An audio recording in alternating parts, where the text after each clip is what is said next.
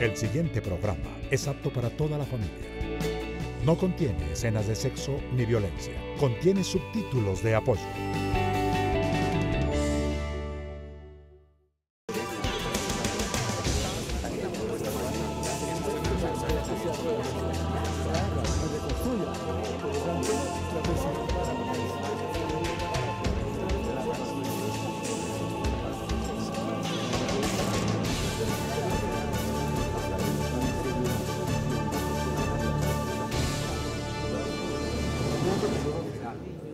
Buenas tardes, bienvenidos a Contrastes, porque la realidad tiene diferentes miradas. Este es un espacio de FECODE concebido para que ustedes en la tranquilidad de su hogar construyan opinión. Hoy nuestro tema no podría ser otro que el plebiscito del pasado 2 de octubre en el que se visibilizó la división que hay en nuestro país frente a los acuerdos que se llevaron a cabo en La Habana, Cuba, entre el gobierno nacional y la guerrilla de las FARC. Sin embargo, detrás de este resultado, que nadie se lo esperaba, mucho menos la comunidad internacional, empiezan a visibilizarse agentes que acompañaron ese no, que ahora resulta que no es el no a los acuerdos, sino a no a ciertos puntos específicos que durante toda esta campaña permearon con desinformación. ¿Qué va a pasar específicamente con el país en este momento histórico en el que muchos determinan que lo que se hizo fue fallarle a las víctimas que en las diferentes regiones apaleadas por el conflicto armado votaron sí, en un 95, casi que en un 98%, respaldando los acuerdos, entendiendo que no era el acuerdo mejor, como lo dijera el jefe negociador del gobierno nacional de estos acuerdos, pero era una posibilidad para empezar a construir un país completamente diferente, por lo menos con una no confrontación con la guerrilla más antigua de América Latina, las FARC. Pues para hablar precisamente sobre este escenario incierto en el que nos estamos moviendo los colombianos, en esos acuerdos políticos que se empiezan a generar entre el presidente Santos y el expresidente, hoy senador, Álvaro Uribe Vélez, y bueno, y su comitiva, pues me acompaña hoy en estudio Armando Novoa. Él es magistrado del Consejo Nacional Electoral. Mil gracias por acompañarnos a esta hora, doctor Novoa. Omaira, muchas gracias por la invitación y un saludo a todos los televidentes que nos ven a esta hora. Doctor Novoa, ¿cuál fue su lectura cuando el domingo se entera, hace 8 días, se entera de los resultados hacia las 5:30 de la tarde, en el que no había un número muy alto, pero ganaba el no que no se esperaba?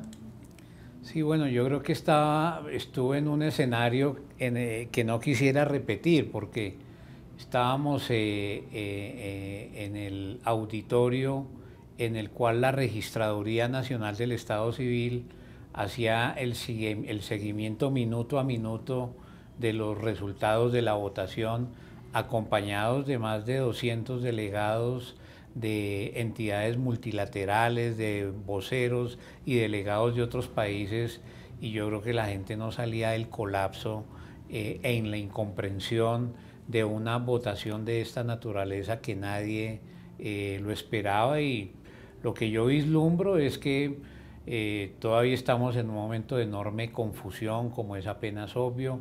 Vamos a demorarnos unos días en encontrar unas soluciones que sean viables, mientras se adelantan no solamente los diálogos y los acercamientos entre el presidente Santos y el senador Uribe, quienes lo acompañaron en la posición del no, sino hasta cuando tengamos un balance un poquito desapasionado para comprender qué fue lo que sucedió y finalmente cuáles son los puntos que hay que cambiar de los acuerdos de La Habana. Empiezan las reuniones en Casa de Nariño, evidentemente, por quienes auspiciaron o acompañaron el voto por el no del plebiscito. Hay quienes manifiestan que se vislumbra de alguna manera un acuerdo político que nos devuelve al Frente Nacional, donde nos estamos olvidando de la gente más importante, y es por el cual se genera todo este proceso de negociaciones, que son las FARC, que están en La Habana, y que ellos han manifestado que ellos se van con los acuerdos tal y como están, sin renegociarlos. Sí, bueno, ojalá no repitamos las malas enseñanzas que nos dejó el pacto del Frente Nacional. Dejó unas buenas enseñanzas, pero también otras indeseables. Una de ellas es hacer un pacto de élites por arriba, excluyendo a muchos sectores de la población y a un actor central de todo este proceso que es la guerrilla de las FARC. De manera que Este momento debe servirnos para buscar puntos de acuerdo que sean viables, que sean aceptados por los que están involucrados en la negociación y también por la ciudadanía. No nos olvidemos que hubo un 67% de personas habilitadas para concurrir a las urnas que no fueron porque este proceso a esa gente no le está diciendo nada. Y tal vez entre las cosas que deberíamos destacar es que este momento debería servir para que esos sectores tengan algún tipo de presencia en las negociaciones. ¿Le fallamos a las víctimas? Pues mire, Omaira, lo que usted señala anteriormente es completamente cierto. Es inconcebible que las poblaciones urbanas de los grandes centros citadinos le impongan su punto de vista en un tema tan relevante como el de la paz en Colombia a las poblaciones más afectadas por la violencia que votaron, como lo han dicho los datos de la registraduría, abrumadoramente en favor del sí. Esto indica que no solamente que hay una fractura entre las zonas de violencia política y los centros urbanos, sino que tenemos un problema de fondo en nuestro sistema electoral que invisibiliza a las poblaciones que están ubicadas en ese territorio. Y déjeme decirle algo más, en los acuerdos de paz de La Habana hay un punto relacionado con las reformas electorales que contemplaba la posibilidad de crear unas circunscripciones especiales transitorias para visibilizar a las víctimas, para visibilizar a las poblaciones en situación de desplazamiento, para visibilizar a los campesinos afectados por la violencia política. En ese sentido, yo creería que lo que estamos viendo muestra no solamente esa fractura entre campo y ciudad, sino la necesidad de retomar esos puntos acordados en La Habana que a mi manera de ver tienen mucha legitimidad en esta materia. Tenemos reacciones precisamente sobre este escenario incierto al que usted le determina, porque nadie sabe qué va a pasar con los acuerdos, cuál es el camino, si las FARC van a volver a sus lugares, vuelve el conflicto, vuelve la violencia a nuestro país, continuamos. Nadie sabe finalmente qué va a pasar hasta este punto. Vamos con nuestra compañera Viviana Bello, ya tiene reacciones en el Congreso de la República precisamente sobre cuál es el futuro, el camino que se visibiliza a corto, esperamos corto plazo de estos acuerdos en La Habana, Cuba. Viviana, adelante. Omaira, muy buenas tardes. Pues a esta hora nos encontramos con el senador del Partido Liberal, Horacio Serpa, para tener una lectura de lo que pasó con el plebiscito. Senador, muy buenas tardes. ¿Qué decir de lo que ha pasado y qué caminos le quedan a esos acuerdos de La Habana? Muy buenas tardes. El acontecimiento de hace 8 días produjo un gran desconcierto, pero a lo largo de la semana se han venido llenando unas etapas, cumpliendo unos procedimientos, y yo hoy tengo el convencimiento de que las reuniones adelantadas, las que se han proyectado, el buen ánimo que uno encuentra entre los del sí y entre los del no, vamos a enderezar este tema de la paz y a lograrla finalmente. Frente a las propuestas que deben hacer los promotores del no. Bueno, como son amplias las propuestas, modificaciones, etcétera, a estas alturas no se sabe en concreto nada sobre ello, pero mientras haya diálogo, mientras se converse, hay posibilidades de solución. Muchísimas gracias al senador Horacio Serpa. Nosotros más adelante regresamos con más reacciones, Omaira. Viviana, muchas gracias. Una pausa y regresamos. Radio Revista Encuentro. Programa institucional de FECODE. Encuentro. Sindicalismo, arte, cultura, actualidad, tecnología, pedagogía, educación. Encuentro. Las expresiones de vida con que se construye Colombia tienen un punto semanal de encuentro. Todos los sábados a las 7:30 de la mañana por Colmundo Radio. La privatización de la educación pública se disfraza de diferentes formas. Es responsabilidad del gobierno garantizar un acceso equitativo e incluyente para todos los niños, niñas y jóvenes a una educación pública gratuita y financiada por el Estado. FECODE rechaza la comercialización y privatización de la educación pública en el país, porque la educación no es una mercancía, es un derecho.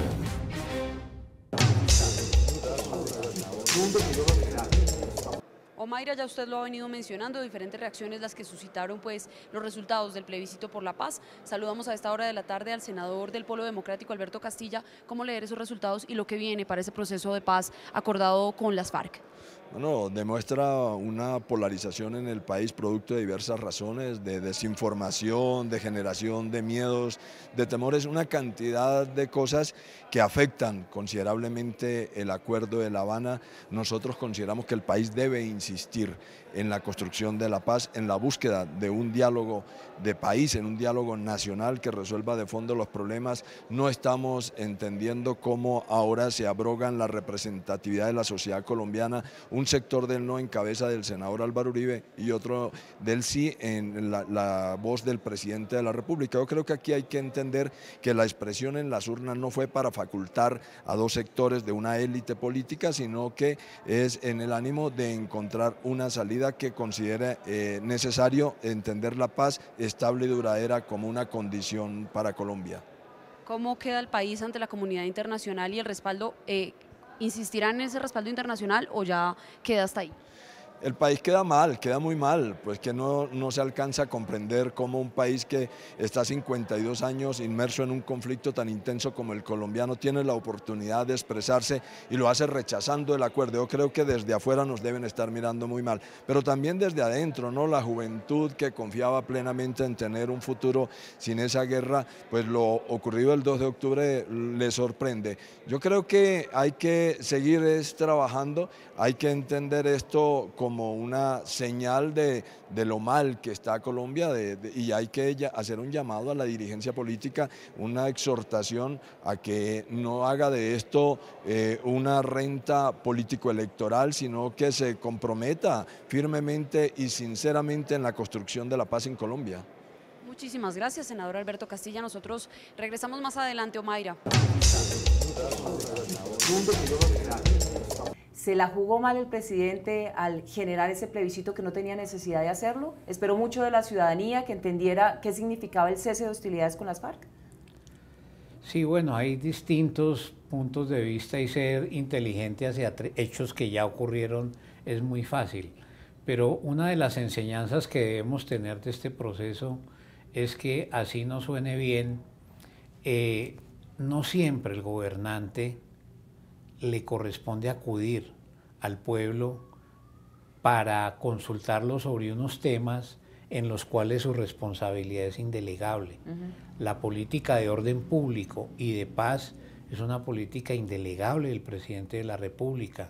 Y en un contexto de tanta polarización, en una guerra de tantos años, de tanta degradación y de tanta violencia provocada por la irracionalidad del conflicto armado, sí parece que fue completamente, digamos, inoportuno pedirle al pueblo un pronunciamiento sobre una circunstancia que no podía ser superada para el discernimiento por miles de colombianos en un periodo tan corto como el de un mes, sobre todo luego de que se desaprovecharon 4 años para hacer pedagogía sobre los acuerdos en forma simultánea al sucedáneo de las discusiones de paz en la ciudad de La Habana. De manera que, punto número 1, no siempre hay que consultar al pueblo. Número 2, a veces los gobernantes deciden delegar en la ciudadanía temas que son de su responsabilidad. Número 3, en una campaña como esta tan emotiva que apela a los instintos muy más primarios, no era posible apelar al discernimiento, digamos, racional y inteligente de la ciudadanía, porque si usted mira la forma en que se desarrollaron los mensajes de la campaña, el 90% de esos mensajes fueron basura. Es lo que nosotros llamamos en el Consejo Electoral una propaganda electoral negativa, que es no le queda nada de pedagogía al ciudadano, no aprende nada de las sociedades, de sus problemas, de lo que se estaba discutiendo, sino un mensaje mediático que activaba sus fibras más primitivas y que lo llevaron a votar con odio o con desinformación, sin ningún tipo de discernimiento sobre lo que significaba acudir a las urnas para terminar un conflicto de más de 52 años. ¿Qué tanto el tema de lo religioso, las creencias, la doble moral, que es muy común infortunadamente en nuestro escenario y en el político mucho más, jugó un papel predominante? Porque hoy se dice que, por ejemplo, las iglesias cristianas jalonaron mucho el voto al no, porque encadenaron el tema de la mirada, la perspectiva de género, que se habló, que tenían los acuerdos, y eso lo relacionaron con el tema de los manuales de convivencia, la ministra de Educación, o sea, se armó todo un zaperoco ahí, que lo que generó fue mayor confusión que terminó beneficiando al no. Sí, una tergiversación totalmente, digamos, subjetiva de los escenarios y de lo que se pretendía resolver con el plebiscito.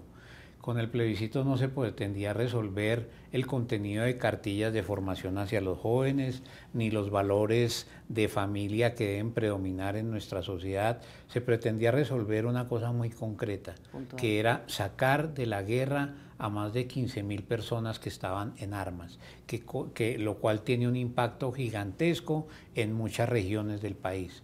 Y los oportunistas de la campaña hábilmente mezclaron una y otra cosa, y eso que llevó a muchas familias influidas legítimamente por iglesias, eso que los llevó a votar, pues eso tampoco se va a resolver en este proceso, porque, como lo decía anteriormente, lo que se pretendía era pues resolver otra cosa totalmente distinta. Una nueva pausa y regresamos para hablar sobre los escenarios legales, las posibilidades para rescatar este acuerdo de paz y sacarlo adelante. Una nueva pausa y regresamos.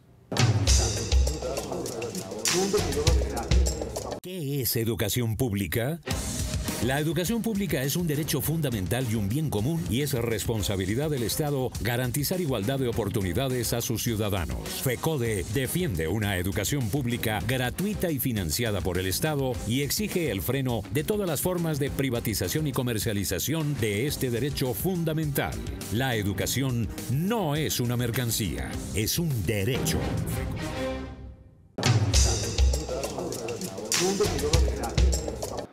Mayra, volvemos con la senadora de la Alianza Verde, Claudia López. Pues la pregunta frente a lo que pasó el domingo, esa lectura de lo que dijeron los colombianos en ese plebiscito. Pues nosotros desde la Alianza Verde aceptamos, por supuesto, democráticamente el resultado de las urnas. Los acuerdos de paz fueron rechazados por una mayoría pequeña, pero en todo caso mayoría de colombianos, y ese mandato por llegar a unos acuerdos distintos sobre los temas más críticos debe respetarse, y lo que nosotros vamos a hacer es facilitarle a quienes ganaron, que son los del no, que logren hacer lo que prometieron, que era que ellos eran capaces de volver a sentar a las FARC y al gobierno a renegociar unos acuerdos mejores. Y en eso estamos, en tratar de facilitar ese acuerdo.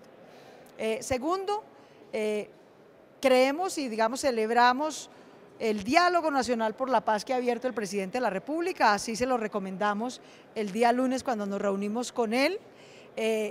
Ya lo empezó, se ha reunido con diferentes voceros del no, con diferentes voceros del sí.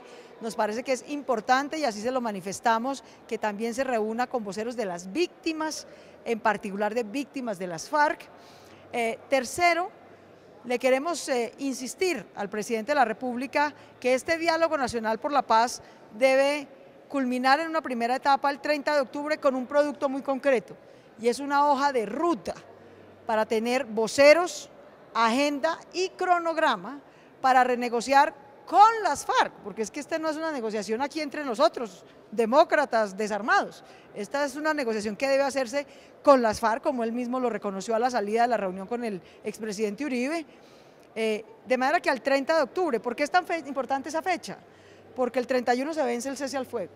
Entonces lo que le pedimos al presidente de la República es que surta estos diálogos, pero esto no es para hablar por hablar, esto es para llegar al 30 de octubre a una hoja de ruta de quiénes serán los voceros del sí, del no de las víctimas, que en conjunto con el gobierno y las FARC van a tratar de llegar a unos acuerdos distintos sobre los temas críticos. Segundo, a un acuerdo con las FARC para prolongar el cese al fuego más allá del 31 de octubre, puesto que el cese al fuego salva vidas y esa también debe ser nuestra prioridad. Senadora, ¿cómo explicar que justamente las regiones que más han vivido el conflicto pues fueron las que dijeron sí a la paz? Pues a mí eso me parece muy sensato y muy lógico. Cualquiera que esté en la mitad de una balacera, lo primero que pide es un cese al fuego y que cese la violencia y que cese el conflicto. Eso era lo que pedían los magistrados de la Corte Suprema cuando otra guerrilla se tomó el Palacio de Justicia. Eso es lo que cualquier víctima en la mitad de un conflicto pide.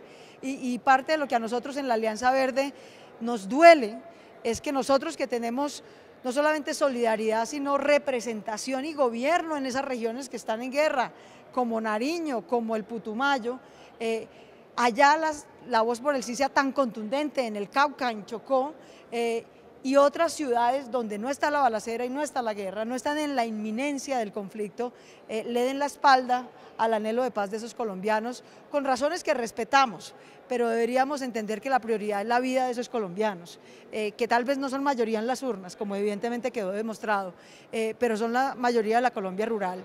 Y no tenemos derecho, los ciudadanos más privilegiados, menos avasallados y afectados por esta guerra, a negarles a esos colombianos su anhelo de paz. Muchísimas gracias a la senadora Claudia López de la Alianza Verde. Nosotros, Omaira, regresamos. Ustedes ya saben que pueden consultar esta información en www.fecode.edu.co. Viviana, muchas gracias a usted y a sus invitados y continuamos en este análisis con el doctor Armando Noboa. Él es magistrado del Consejo Nacional Electoral. Doctor Noboa, caminos a seguir, ¿cuáles son las posibilidades legales que existen en este momento para continuar con los acuerdos? Estamos esperando que presentan los de el no a los acuerdos, cuáles son esas propuestas viables, porque si van a insistir en lo que ya habían mencionado, pues creo que las FARC no le van a jugar a eso y además lo han dicho abiertamente. Yo creo que es indispensable que quienes ganaron estas votaciones concreten cuáles son los aspectos de los acuerdos de La Habana que deben ser objeto de modificación y en qué sentido tiene que ir esa modificación. Si es la supresión de la Jurisdicción Especial de Paz, si es el tema de tierras, si es el tema del Fondo de Restitución de Tierras para las Víctimas, si es el capítulo relacionado con las reglas de la transición institucional. Eso tienen que especificarlo porque a partir de esa precisión es que se puede abrir una negociación y eso tiene que ser en un término relativamente breve porque la situación que tenemos ahora es una situación de mucha fragilidad y un proceso de paz se deshace no porque lo declaren las partes formalmente, sino porque se presentan episodios que en cualquier momento pueden dar lugar a una reanudación del conflicto armado. De manera que yo diría que lo primero es eso. Lo segundo es un acuerdo nacional que incluya no solamente al presidente de la República y a los jefes del no, sino que incluya, por supuesto, a los voceros de la guerrilla en La Habana y a otros sectores de la sociedad, para ver si es posible en un consenso nacional hacerle algunos ajustes a esos acuerdos. Pero déjeme decirle que yo sigo con la convicción de que el 90% de los puntos que están ahí contemplados son puntos necesarios no solamente para la paz, sino para la democratización y la inclusión de muchos sectores excluidos en Colombia. De manera que ese diálogo tiene que ser público, tiene que ser abierto, tiene que ser democrático, tiene que ser en un corto plazo y tiene que ser a partir de una madurez de los líderes políticos que han metido al país en esta sin salida.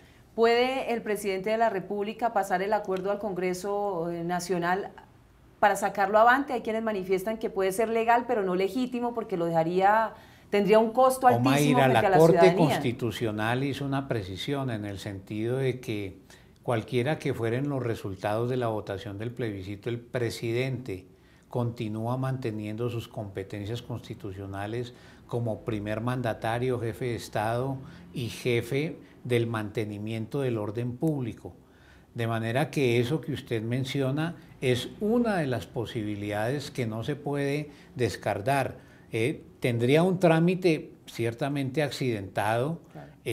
Ojalá esas iniciativas llegaran ya con unos ajustes pactados por los distintos sectores, pero yo no descarto que el presidente tenga la facultad de llevar al Congreso la mayoría de esos acuerdos, de que esos acuerdos se aprueben y que él como jefe de Estado asuma la decisión de llevar a un feliz término el proceso de paz.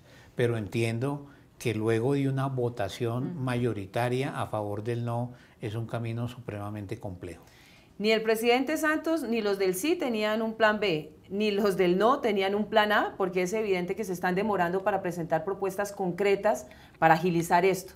Uno no quisiera pensar lo que dicen muchos, y estamos aquí nombrando mucho a los expertos y a los analistas, y es que la cosa se quiere demorar los 2 años siguientes. Estamos viendo que quienes están liderando a los del no, pues son los 3 precandidatos de alguna manera a las presidenciales del 2017, del 2019, cuando aquí lo que está en juego es otra cosa. Estamos revolviendo tantas cosas que nos estamos olvidando del fin del conflicto con las FARC y nuevamente nos estamos olvidando de las víctimas, de los más de 8 millones de víctimas que ha tenido este país y del dolor y el sufrimiento que este ha generado. Si este proceso de negociación que se abre luego de los resultados de la votación del domingo se convierte en un escenario para sacar ventajas electorales de cara al 2018 por parte de algunos sectores, vamos a tener el peor de los mundos, porque vamos a tener una situación de desesperanza enorme, vamos a tener una degradación de la guerra y vamos a tener unas elecciones en el 2018 tal vez con unos niveles de ilegitimidad como nunca antes habíamos tenido en Colombia, de manera que uno esperaría que esos acuerdos lleguen a feliz término en el menor tiempo posible. Ya el presidente de la República nos ha manifestado que el cese bilateral va hasta el 31 de octubre. El acompañamiento de Naciones Unidas iría hasta ese momento porque ellos estaban en nuestro país para la implementación y el seguimiento de los acuerdos firmados con la guerrilla de las FARC. ¿Cuál es ese escenario? Porque es que si vuelven ellos a sus territorios a seguir con la violencia, porque evidentemente el ejército tendrá que seguir con su misión, que es la de proteger la ciudadanía, y ellos evidentemente no se van a quedar en un punto específico. Sí, esa es la segunda peor noticia luego del resultado que tuvimos, que es que la misión de Naciones Unidas se retire de los puntos de concentración en donde se supone que se iban a agrupar los distintos destacamentos de la guerrilla. De manera que lo ideal sería que ese cese bilateral de fuegos se mantuviera con el acompañamiento de la comunidad internacional hasta que se encuentre un acuerdo, pero también es perfectamente entendible que esa situación no puede prolongarse de manera indefinida en el tiempo. Por eso la fragilidad y la situación tan delicada que vive Colombia en la hora actual. Honestamente, desde su corazón, no ya como el analista ni el magistrado del Consejo Nacional Electoral, ¿usted cree que de aquí al 31 de octubre ha salido un camino viable para resolver este tema de los acuerdos si estudiamos el pasado reciente? No lo veo. No lo veo por una razón, Omaira, porque es que en La Habana el gobierno se tomó con la guerrilla 1 año y medio para el diseño de un mecanismo como el de la justicia transicional. Si quienes ganaron el no están pidiendo que haya cero impunidad y cárcel para los guerrilleros, pues y si esa solución se va a encontrar por la vía de una negociación, nos vamos a demorar un tiempo largo que es mucho más que el plazo fatídico del 31 de octubre. Doctor Noboa, muchísimas gracias por acompañarnos a esta hora, por ese análisis que nos evidencia la situación de incertidumbre en la que estamos los colombianos frente a terminar el conflicto con las FARC. Gracias por la invitación. Y ustedes, pues nada, esperar un poco qué sucede en nuestro país. Lo cierto es que las negociaciones se hacen con los enemigos, no con los amigos. Y cuando se negocia en la mesa, pues se discuten puntos que a alguno de los dos no les va a gustar. Pero siempre hay que pensar en el bien colectivo, no en un bien particular. Nos reencontramos el próximo domingo en Contrastes porque la realidad tiene diferentes miradas. Feliz resto de día.